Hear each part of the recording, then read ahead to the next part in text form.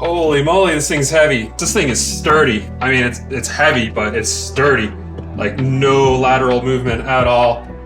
Yeah, I can't wait to plug this thing in and give it a rip.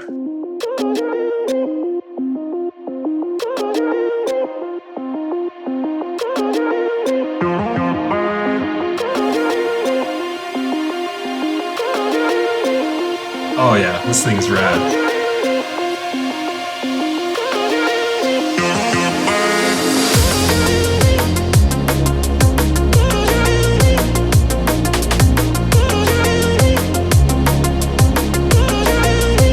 Oh man, this thing is serious. This thing is heavy. Look at this thing.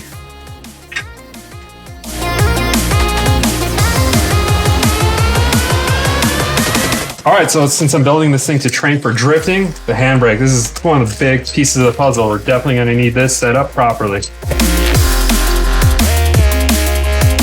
Sweet, so I'm gonna use their H pattern primarily because I drive H pattern cars. So nothing better than to practice on the same exact thing. Let's check this thing out.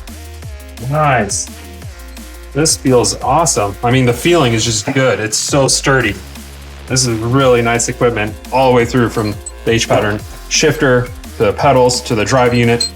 I've driven on a lot of different sim equipment. This by far feels the sturdiest out of all of them. So you thought that was cool? I thought that was smooth. This is a heavy freaking shift knob too. You know, the weight of the shift knob has a lot to do with the way the car shifts. So I'm glad that they took the time to put little details in like that. That's perfect.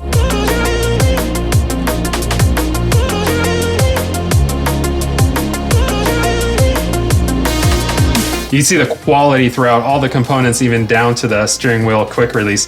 This feels sturdy, just like the real thing in my race car.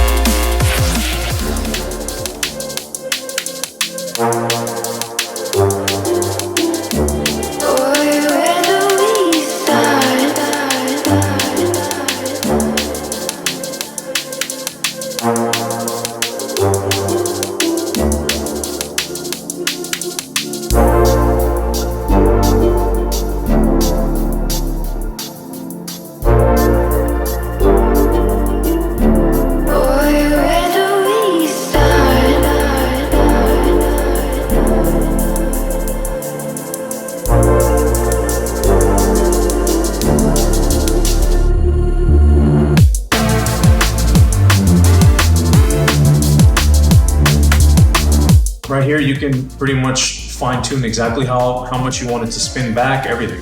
The wheel speed, every single element of it.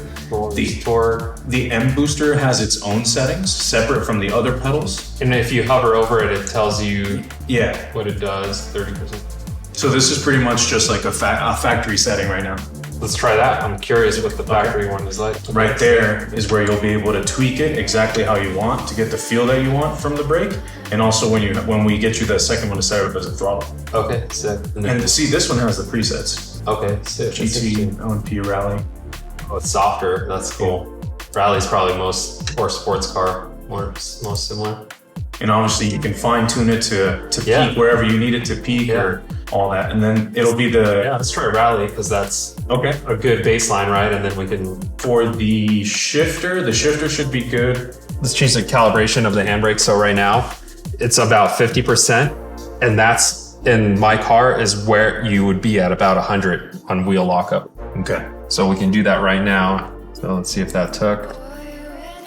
Yep, perfect. So I made it just very sensitive, but in real life, like if it's dialed well and you have aggressive pads, you don't need much effort to lock up the rear brakes. So we're basically, this is cool. This is what it would feel like in my car. All right, so this is the H pattern setup in the screen, and looks like it is exactly the same as the G-Force racing transmission that's in my car to hit reverse. Other than that, it's all pretty standard. So down, forward, perfect. Yep. Set your dial.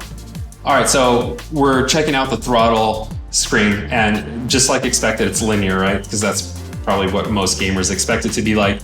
When you drive a car, you are under the assumption it's linear. The more you apply throttle, the more power you get. Well, in real life, like we all have different power bands in our motors, especially mine. It has nitrous, and the nitrous parameter is really triggered by throttle position in my car. 75% throttle or more is when the nitrous kicks on. So for the simulator to feel like my car, you want the motor to feel a little doggy, not as powerful, under 75% throttle. And as you get into 75% or more, that's where I'm gonna really get the throttle to be very responsive. And that's gonna kind of mimic the nitrous kicking on, the nitrous window in my race car on the simulator. So we're gonna do exactly that. All right, so here's the screen, and you have some, pretty cool pre-selects. It was linear to begin with. Progressive, that actually works okay. But for me, 75% throttle is right where the power is gonna really come in. So we're gonna drag this down, kind of make it a little numb, which is kind of what it really is inside while I'm driving my car. This is how the throttle behaves as you get into it. About 75%, it gets really crazy. So we're gonna play with this a little bit more. It's gonna probably feel different driving the sim, but this is a good start, something like this. So we're gonna go ahead and name this Audi S14.2. That's kind of the nomenclature for that car because this is the second Pro S14 that we built. Well, you could also tweak the pedal travel here. Ooh, sick.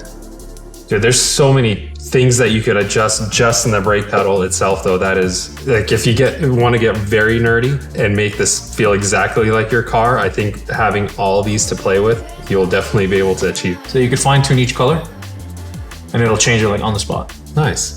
So you can tune it however you want it. Sick. Let's put the orange in it. Let's try that. All right. Signature. Bam. Force feedback, 100%, because in game we'll decrease it, like you said. Increase the force, we increase the game friction. Let's see how that does.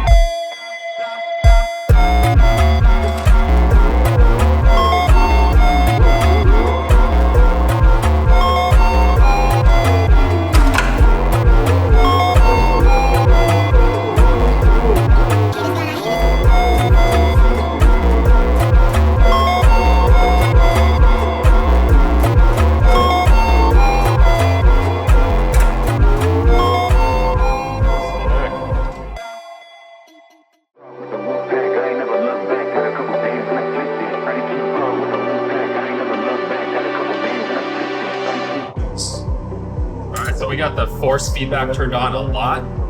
This is definitely too much, but I'm just curious what this MOZA unit can do. And this thing has got some serious torque. Like, it'll rip the steering wheel out of your hand. Holy moly. I have to just let go. Because yeah, it is a lot of freaking force.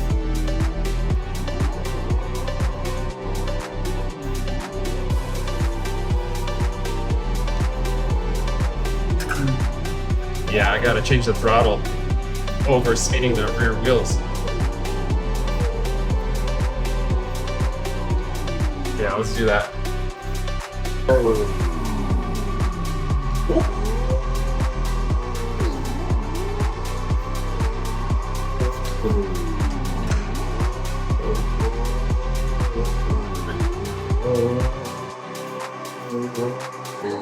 It's cool to be able to overdo it and then back off.